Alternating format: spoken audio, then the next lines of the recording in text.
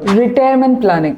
എന്താണ് retirement planning? Preparing you today for your future goals അല്ലെങ്കിൽ future life എന്ന് വേണമെങ്കിൽ പറയാം. ഇങ്ങനെയൊക്കെയാണ് ഗൂഗിൾ പറയാറ്. റിട്ടയർമെന്റ് പ്ലാനിംഗ് എന്ന് പറഞ്ഞാൽ ബേസിക്കലി പറഞ്ഞു കഴിഞ്ഞാൽ നമ്മൾ റിട്ടയർ ആകുമ്പോൾ ജീവിക്കാനുള്ള മാർഗം എങ്ങനെ ഉണ്ടാവും, കാരണം നമുക്ക് അപ്പോൾ ജോലി ഉണ്ടാവില്ല. അപ്പോൾ അതാണ് റിട്ടയർമെന്റ് പ്ലാനിങ്.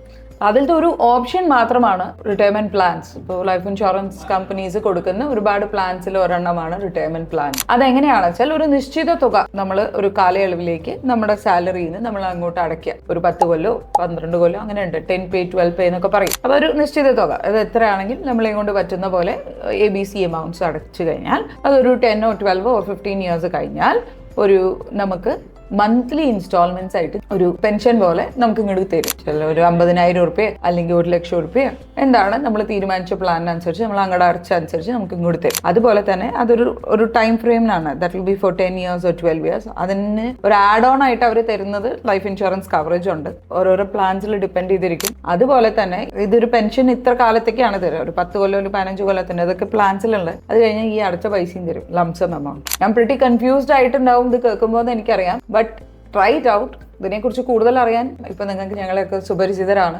ആരെങ്കിലും ഒരാളെ ഇതിൽ DM ചെയ്താൽ ദിൽ കോൺടാക്ട് യു, ദിൽ ബ്രീഫ് യു. പക്ഷെ ഓൾവേസ് പ്ലാനിങ് ഉണ്ടാവണം. നമ്മളൊരു റിട്ടയർമെന്റ് ആവും എന്തായാലും. അപ്പോൾ കീപ് ഇറ്റ് ഇൻ മൈൻഡ്.